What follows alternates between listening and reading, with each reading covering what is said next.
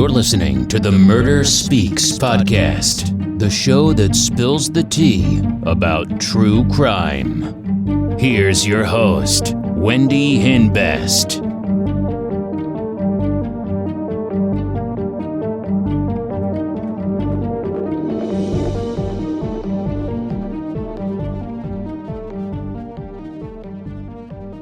Hey, welcome back to Murder Speaks. Hope everyone's having a great week.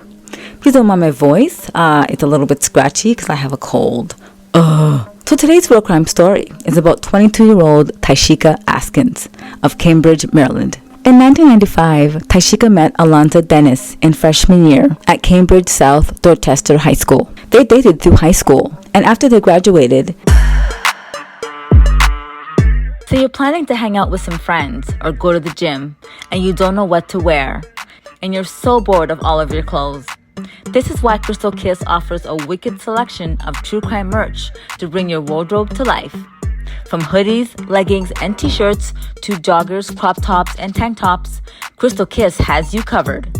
Make a fashion statement with Crystal Kiss. Check out crystalkiss.com today. Tyshika worked as a nursing assistant at a nursing home. Now, 2 years after they graduated, Tyshika got pregnant. Her son was born March 31st, 2002, and they named him Troy. Now, Tyshika moved into her own apartment. She was so happy because it was her own place. After 9 years together, Tyshika and Alonza broke up. Tyshika had primary custody of Troy, but Alonza had visitation rights. On June 7th, 2004, around 1 p.m., Tyshika's neighbor saw Alonza in the hallway of their apartment building, and he was yelling, "Oh no! Oh no!" Tyshika Askins was found dead on the bedroom floor with a pillow on her head. Detectives processed the scene, and they noticed there was a juice container left on the counter, but the lid was lying on the floor. There was no glass or anything. Now, Tyshika was a neat person. She would never have left a juice container open sitting on the counter. And she would never drink out of the container, and she would never let anyone else do that either. Now, there was signs of a struggle in the bedroom. Tyshika was badly beaten. Now, according to the medical examiner, Tyshika sustained injuries to her head, neck, and torso, and the cause of death was strangulation and blunt force injuries. Now, there was evidence that Tyshika fought her aggressor, but there was no evidence of sexual relations or any consumption of drugs or alcohol in her system. Now, her hands were bagged because it was most likely DNA found under her fingernails. Time of death was between 2 a.m. and 4 a.m. Now, naturally, the police talked to Alonza. He was the one that called 911. He told police that he got up around 7 a.m. that day and took his son to Tyshika's apartment to go see her. Now, when he got there, the door was a little ajar, so he pushed it open. Now, when he saw Tyshika's body, he ran out of the apartment and called the police. That was smart. And he gave the police a DNA sample. Now, apparently, Tyshika was seeing somebody. They were together for a short time. If you're looking for true crime merch with a great fit and feel, look no further. Crystal Kiss has a wide selection of clothes to brighten up your wardrobe. I like to wear clothes that make a fashion statement and says something about me. Like, our true crime and chocolate design describes me very well. I love chocolate and I love watching true crime, so they go hand in hand. Our hoodies are so soft and can be paired with one of our true crime joggers to make a super comfy outfit. Our true crime t-shirts fits true to size and last several washes. For a night out, throw on a pair of heels with one of our true crime leggings and a crop top. Whatever you're doing, Crystal Kiss has you covered. You people in the US get free shipping when you order 3 or more items. You can also use discount code MURDER15, that's MURDER15, and save 15% off your entire order.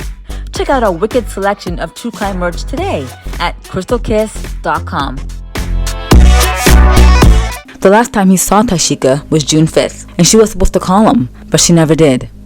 He called her and left messages, and the next morning he texted her, but that was it. The police confirmed his alibi, so he was ruled out. So the police canvassed the area to see if anybody saw anything or heard anything. And apparently, Tyshika was seen arguing with somebody that night in the parking lot. And he was in a tan car. So the police spoke to Alonza's girlfriend, and she told police that he was in bed with her all night. And apparently, she woke up suddenly around 4:30 in the morning, but Alonza was still in bed with her. So Alonza submitted his fingerprints to the police to compare to the fingerprints found at the scene. 2 separate fingerprints were found from the juice container, but there were no matches. Now, police received a tip that Alonzo was covered in scratches, and when the police asked him where he got those scratches, he had no explanation. And on the 911 call, he was acting like he didn't know where he was. But it's his baby mother, and he's been in a relationship with her a long time, so he knows where she lives. So right then and there, I thought for sure that it was him, and the police found that suspicious as well. And on the night of the murder, Alonzo switched cars with his cousin, so he was driving a tan vehicle, which is probably the vehicle that was seen when Tyshika was arguing with that person in the car. However, it turns out the DNA under Tyshika's fingernails did not belong to Alonzo. So he was released and all the charges were dropped. Now on September 14th, 2005, a guy by the name of Richard Blanks applied for a job, and he had to get fingerprints. And his fingerprints matched the fingerprints found at the scene. So the police questioned him and asked him for a DNA sample, and he refused. He demanded to see a lawyer. Now, after he spoke to a lawyer, he ended up giving the DNA sample, and his DNA matched the DNA found under Tyshika's fingernails and on her shirt. During the trial, he testified that yes, he was in Tyshika's apartment, but they never had sex. They only had oral sex. And after they were done, he claimed that he poured himself a glass of juice.